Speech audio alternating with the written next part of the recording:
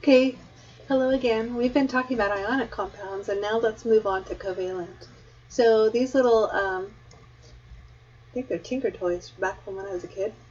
They're being combined together into bonded structures. So those are similar to what a covalent compound is. So we're going to move away from ionic ideas and talk about molecular compounds. So when you see the word molecule or molecular, that means they're talking about ionic compounds. Sorry, when you see molecular compounds, they're talking about covalent compounds, not ionic. So molecules and molecular compounds are covalently bonded together. They're sharing. They have that bond like the toy you just saw. They're sharing their electrons, and the electron clouds are overlapping, and they're very strong together like that because their clouds of electrons are overlapping and sharing. And how are their melting points and boiling points different than ionic? So we've got some noble gases, and they like to be gases, and they exist as single molecules. And some compounds are different than ionic compounds, and their ions and their attractions aren't the same. So we call things when the electrons are shared together a covalent bond. So these are strong bonds. And so a molecule is a neutral group of atoms that has that covalent bonding in it.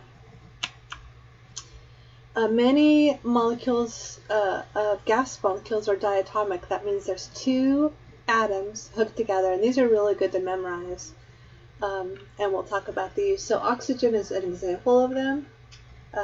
Two oxygen in air. The oxygen you're breathing is two oxygen atoms hooked together in one oxygen molecule. It's a diatomic molecule. So it's O2 is its formula.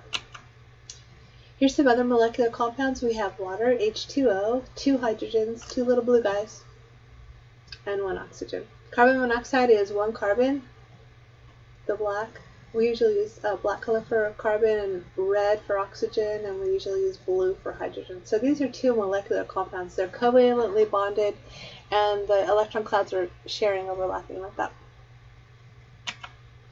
So molecular compounds have lower boiling and melting points than ionic compounds.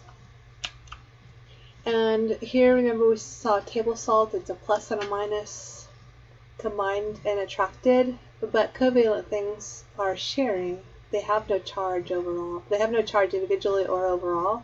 Remember, these had charges, but overall they have no, they're electrically neutral. Here's another example. We have carbons in the center, and then we have the blue hydrogens on the outside. It's a molecule. And what information does a molecular formula provide? It shows you the chemical formula of the molecule. Shows how many atoms you have and how many of each atom you have. So here's examples.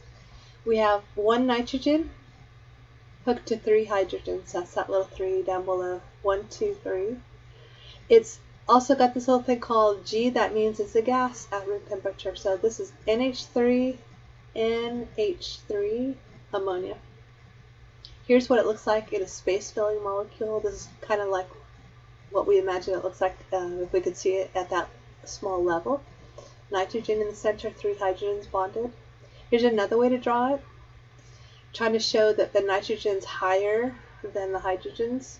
And here's a ball and stick, and we'll hopefully have time to use these in the classroom so you can get an idea of how things are bonded. These little sticks are the bonds.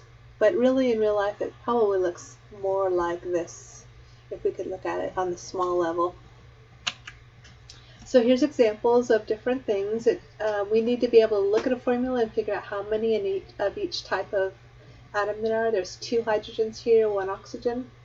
Here there's 1 carbon, 2 oxygens. Here there's 2 carbons, 6 hydrogens, and 1 oxygen.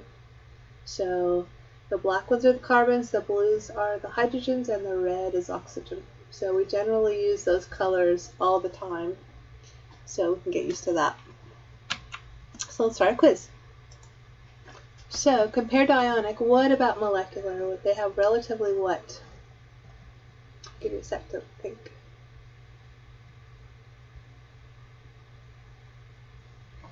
So if you said low and low, you're good. Okay, let's move on. Molecular compound consists of So molecules, what are they made out of? They're two or more nonmetals. So the top right side of the periodic table, that's what we're making molecules out of. Nonmetals. Formula shows what? So like H2O, what is that showing us? It's how many atoms you have of each type of element. Alright, I'll talk to you soon. This is covalence. And you got a very beginning look at it. Talk to you soon. Bye-bye.